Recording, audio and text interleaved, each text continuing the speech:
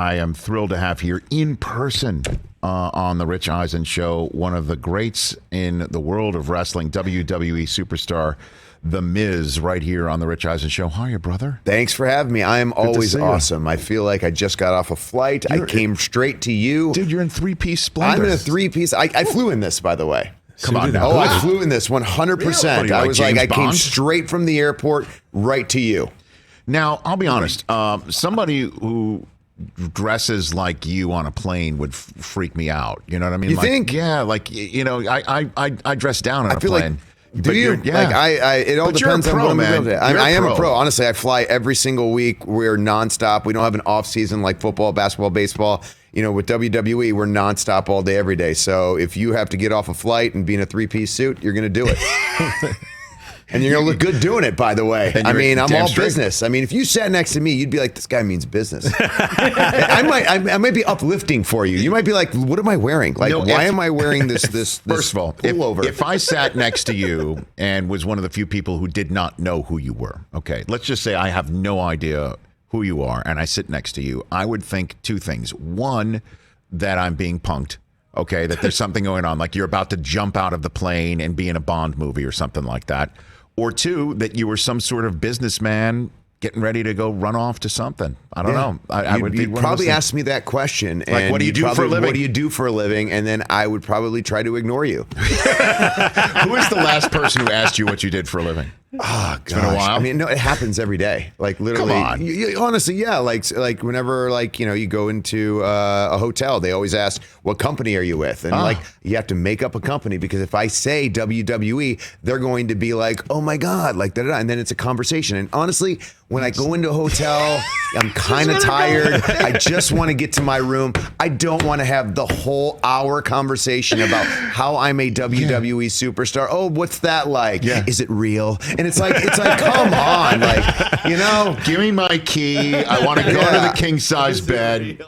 You're a king size bed guy, right? Yeah, I'm a king size. Of course. California I mean, I don't king. do the two queens. I do the one king size bed. Of course.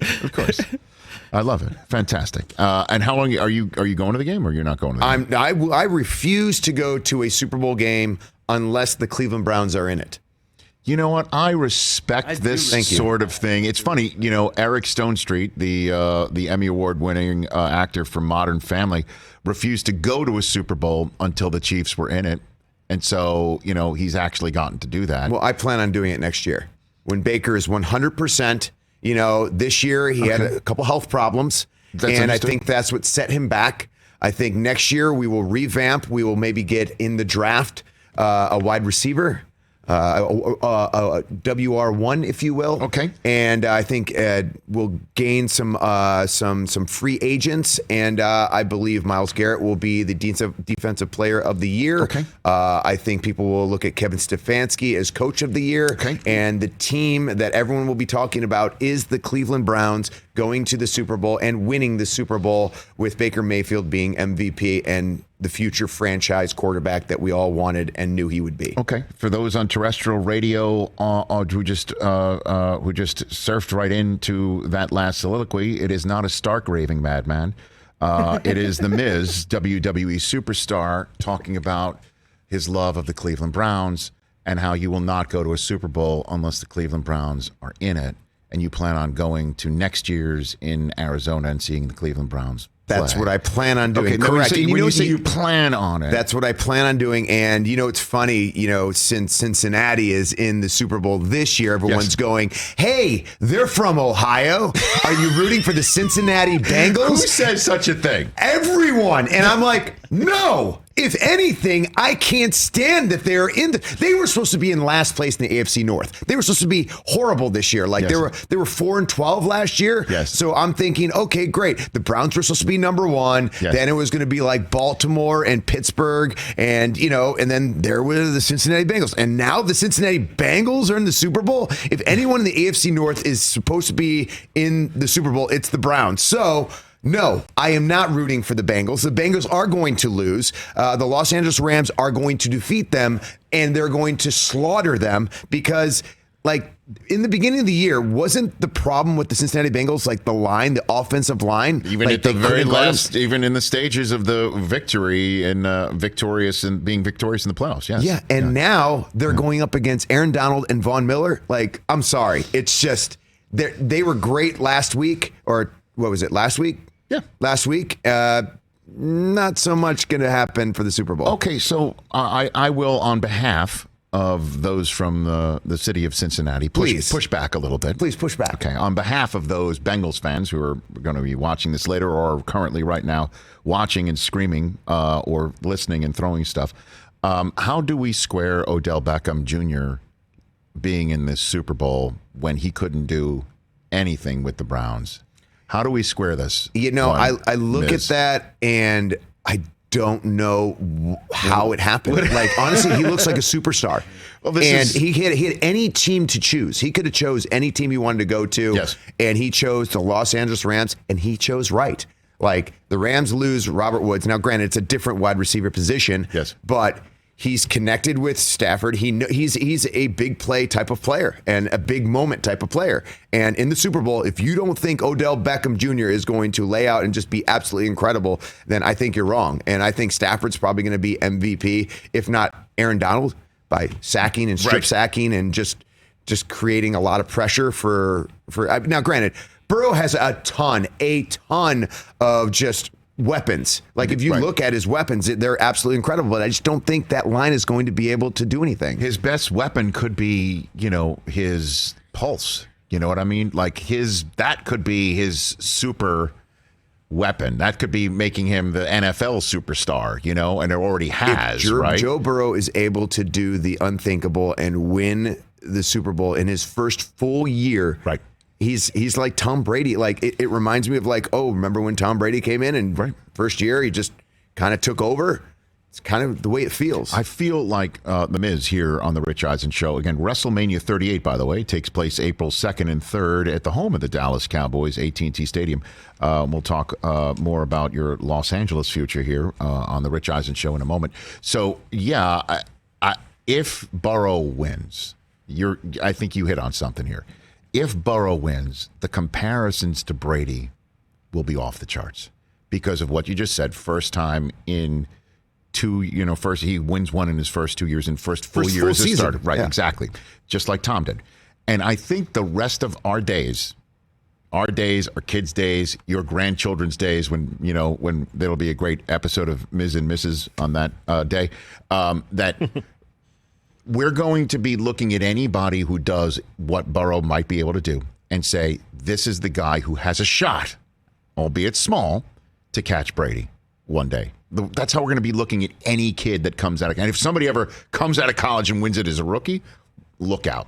I think that's what is on the table. I think we do with Patrick Mahomes a lot. Yes, we do. I think we did it last year when he went against Brady. Like, if he wins, that means he's one step closer. Exactly. And Brady stays I think put. Everyone's always going to be compared to Brady because Brady is the epitome of greatness. Right. And so for every young, star coming into the NFL, that's your goal. Your goal is to get there and exceed him. But how do you do it? Like, I mean, you were just talking about it, like Brady retiring. Is he really going to stay retired? I don't know. I don't think so. You do? No, I don't. What makes you think that? Because when you love something so much and then you just put it on the shelf and say, "Nah, I'm not going to do this anymore." It's hard to leave. Especially like you watched him this year. His ball velocity wasn't terrible. It's not like his ball velocity was slow. Like when you saw Peyton or Ben, you were like, "This might be his last year." The ball's velocity wasn't as fast as it used to be. With Brady, he looked great. Like his ball velocity was fantastic. That last game, like he had a tremendous comeback. It's a Brady-esque comeback. For him to say like I'm retiring, I don't know. It's just tough to believe when you feel like he has more years in him. Well, Michael Irvin, as you know, was just here, and he said essentially he's thinking it didn't take very long of him just hanging out at home with wife, with kids, and just being around with. I just think when you love something so much and you've dedicated your entire life to it and you still feel you have fuel in the tank, you're going to want to keep going. You're going to want to keep doing it until your body says you can't do it anymore. And watching him play this year, it didn't feel like his body couldn't do it anymore. Maybe his brain is starting to get to a point where it's like, maybe I can do something else. But if he found something else that he loves even more than football, which I don't know, maybe it's the TB12 stuff that he's been doing. Right. But I don't see it. I got the Miz right here on the Rich Eisen Show. So WrestleMania is coming to SoFi next year? Next year. This year we're in Dallas. It'll be the most stupendous 2-day WrestleMania event. That is the tagline, by the way. Okay. Yeah, I just did the tagline for you. Oh, I got the tagline. Oh, I thought that you were already being a good company man. I'm always being a good company man. No, I know that. You were given that, but you just made that up right there? The most stupendous? No, that is actually the real tagline. Believe it or not, it's the most stupendous 2-day WrestleMania event that you're going to want to see. Honestly, anytime WrestleMania comes, and this year we're in Dallas, April 2nd and 3rd. Yes. It'll be streaming live on the Peacock network. And man, I'll tell you what, every time, I'm always like, oh, last year's was so great. The year before that was so great. And I'm like, how do we top it? How do we top it? Every year, we seem to be able to top it. And every year we create a moment that lasts a lifetime that people talk about.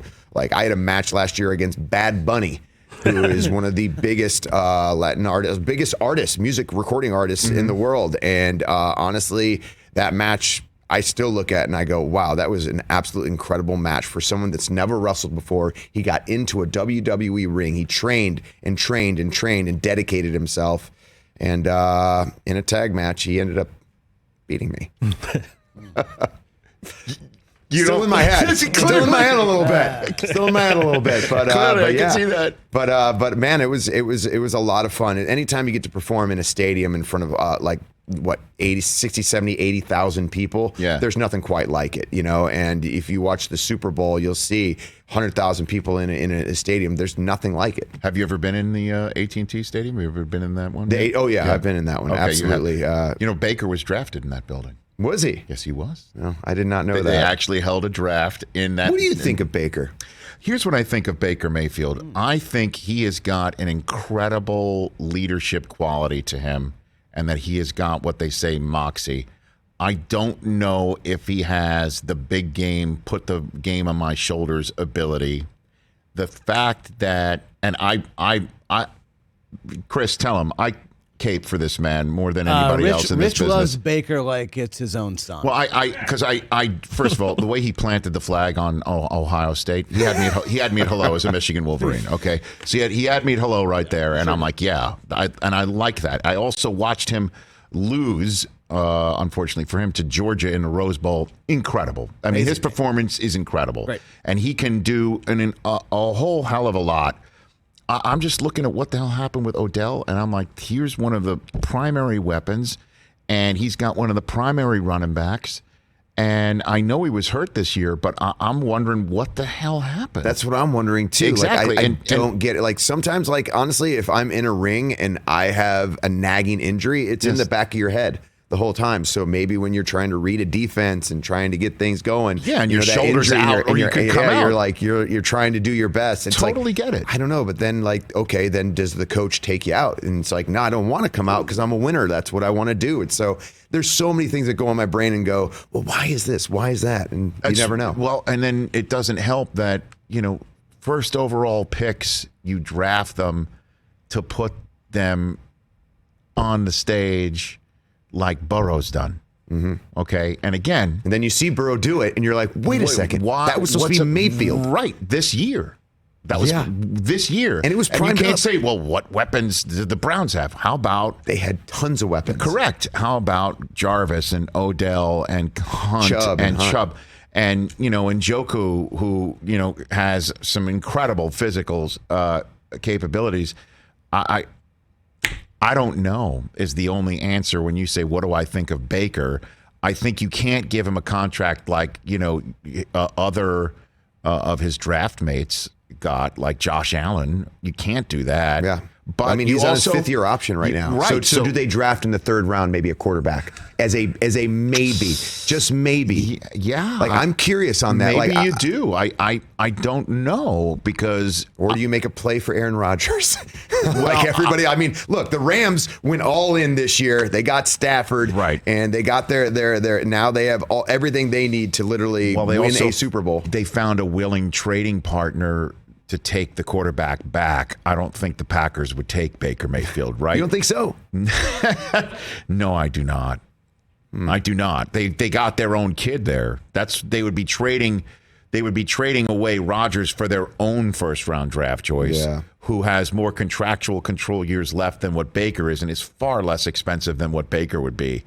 I love him. I do love what he can do. And I think if he does win there, he will be a folk hero. And he's the thing I keep saying is like Spurgeon win, and Couch. And we go down the whole list of everybody that was there. You're already shaking your head. Don't even get me started. You know what I'm saying? So, and he's so much better than those folks and has the Browns on so much better footing than those folks. Yep. And then he throws that pick in Green Bay, and again, is he hurt? Is he not? It's not an easy answer, clearly, to your question as to what I think of him. But he was drafted in Dallas. Thank you. So thank you can for think that. about that when you're at WrestleMania 38. Thing. And then, do you have a question for the Miz, TJ? I know I'm audibling for you, so I know that you are the wrestling aficionado of the Rich Eisen Show. Miz and I have some friends in common, and they were group texting me trying to talk to him about the fantasy football league. I'm like, I don't want to talk to him about that. Like, no, he doesn't want to because he didn't finish above us in that league this year. So this is a different league. This is with that league. Nathan Zagora, a friend of the show. Yep. But Miz, with all the turnaround and things going on in the WWE, a lot of people getting let go, and just wondering, like, what are your thoughts on that? Because there seems to be a lot of people that you could potentially make some money with, and now they're gone. So, it's always tough when your friends and your colleagues, get released, but you always wish for the best for them, and you do what you do, like you just keep going. When my buddy John Morrison he got released, he was my tag team partner for a very long time, and when he got released, I was like, oh man, but I know John. And I know the type of person he is, and I know he'll succeed in everything that he does. Right. And so you always wish the best for them. And for me in WWE, like when you go to Monday Night Raw, all right, what am I doing? How do I make this something that the live audience who paid money for their seats can get something out of this, can really sink their teeth into, and have a memory. Like whenever I see a dad with their son, or a mom with their son or daughter, you want to create a moment for them. So when 10 years down the line, hey, remember that time we went to that WWE event and the Miz did this, or this superstar did this? That's what you're always looking to create. So yeah, am I sad when people get released and my buddies go somewhere else or do something else? Of course. Of course. But it's my job as a WWE superstar to keep elevating myself and keeping myself at a certain level to where I can do the best I possibly can for the fans out there. Are you still, season 3 of Miz and Mrs. debuting on USA Network coming up in June. Are you still cool with cameras just being everywhere? Love it, man. Are you kidding me? Honestly, doing Miz and Mrs., it has brought my family together. Like the only time my dad wants to come to LA to visit me is like, are you filming? And it's like, no, Dad, I just want you to come and hang out with the girls. Well, if you're not filming, I don't know if I have time to go do that. Damn. Dad, we're filming. I'll be right there. It's like, thanks, Dad. Appreciate it. And this season, my girls are 2.5 and 4 now. Yeah. And they're toddlers, and they literally do not listen to me. Like, I was just in Denver, 10,000 people had a microphone. They were all listening to me. But I can't get my 2.5 and 4-year-old to just pick up after themselves. Oh God, yeah. Welcome to the world. Yeah. I don't know what to do. I don't want to yell at them, but I also want them to listen to me. Yes. So I try to do the whole, when you put something on the ground, you need to put it back so you can clean it up. And then they look at me and they go, Yeah. Let me just throw this right there and this right there. Oh, this water? Oh, this juice? Yeah, it's stainable? Yeah, I don't care. I don't care. He goes, oh, see this marker? Let me just paint something for you on the wall. Yeah, man. Dad, look at this. Isn't this amazing? It's incredible, dear. I love it. Oh, wow. It's amazing. Keep going. No, please. And this will be stuff that you could show them years from now. Yeah. When they're not listening to you on much bigger issues. Yes. So cherish these moments. Yes. Cherish these moments that they don't listen to me. Believe it or not. Yeah, man. That's what I'm telling you. Oh, I didn't get this sign on my desk, best dad ever, for nothing. Well, there you go. You know? I mean, but this season, we actually take them to, they see snow for the first time. That's the cool. Big Bear. Yeah. And they see snow. They went sled riding. My daughter, Monroe, 4 years old, right? Goes up the first time. I'm like, she might be scared, so I go down with her. And then the next time she's like, I want to go by myself. And I'm like, I don't know. She's 4. Like, I don't want her to go down by herself. And then but in the dad in me is like, let her go down. She'll be all right. She goes down. Look out. Amazing. Fast. Oh, great. Goes down. Great. She goes back up. There's this one where there's like, it's like goes like this, and she's going towards it. And my wife's like, I don't know about that. I'm like, let's see what she does. She goes up and goes down, and she jumps high, and it goes right towards a tree. Look out. And I'm like, oh no. And I'm running. I'm like, no, Right. don't. Hits the tree. She falls out. But then she like stands up and she like cries for a second. Yeah. And I'm like, are you okay? She goes, I'm okay. She grabs the sled, goes back up the hill. And I went, Girls are dominant. yes, yes. And like, I was so upset. Like I was like, am I a bad parent? Am I a terrible parent for Yes. letting her? By the way, yes, you are. Am I a terrible parent for letting her go up to and go down the hill and and then hitting but then to see her like kind of like hit the tree and then stand up and say, I want to do it again. That's clearly you want somebody to shake it off and throw some dirt on it. Let's go. Girls are dominant. No question about it.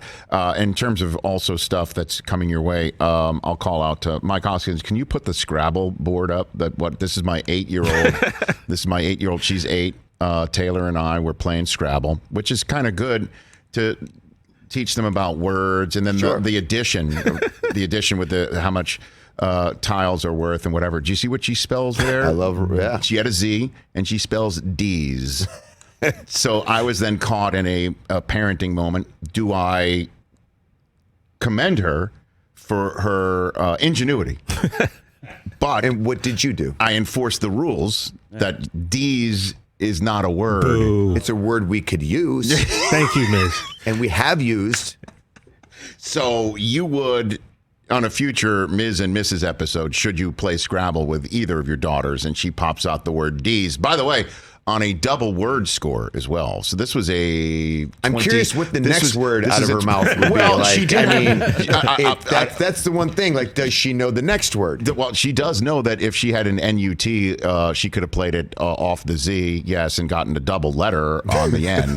But this was right here. This was a 24-point swing of me taking that off the board. I also like Raw. I mean, you guys are That's supporting right. me in there. That's right. I mean, that's the one thing. Did you initially think that was the word? I honestly thought that's what we were looking at. I was like, oh, isn't that nice? She's a huge WWE fan. She watches me every Monday night on Raw. I'm surprised she didn't use Miz in there or something. She But no, could with the you were Z. showing me She D. did. I was like, oh. Z. That's great. That is funny. There are 2 eyes in Mike the Miz, everybody. There are 2 eyes. But no, it was D's that I was calling her attention to. Got so it. That's parenting moments that just curveballs come. You have no idea where they're coming from, man. And you got to swing None. for the fences, but sometimes you just miss. Thank God.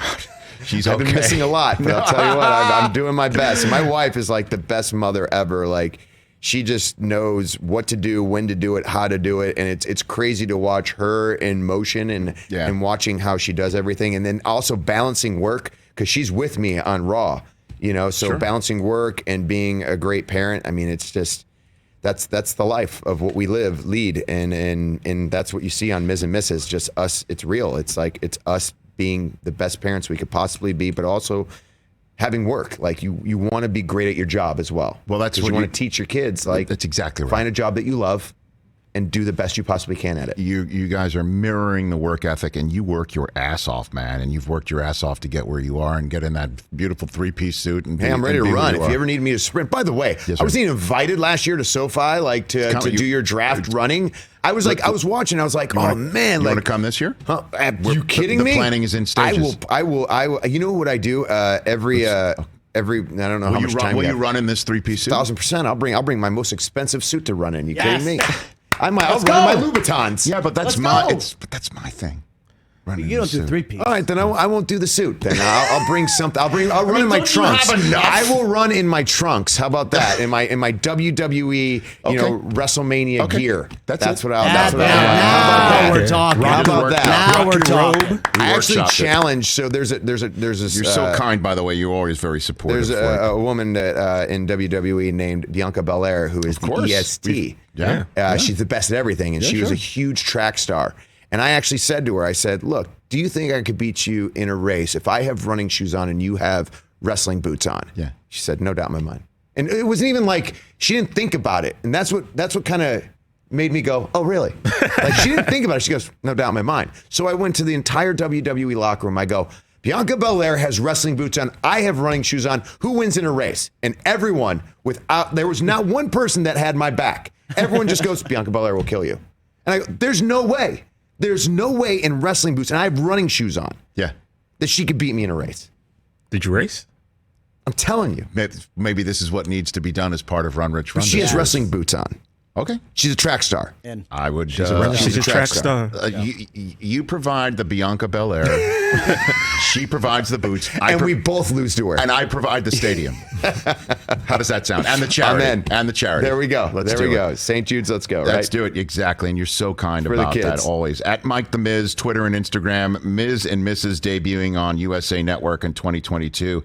And then WrestleMania 38 in the home of the Cowboys, the Jones Mahal, April 2nd and 3rd, right here on Peacock. Great to see you, brother. Good to see you, man. You're the man. Mike the Miz, right here on The Rich Eisen Show. Hey, you watched all the way to the end. Thanks for that. Watch more right here.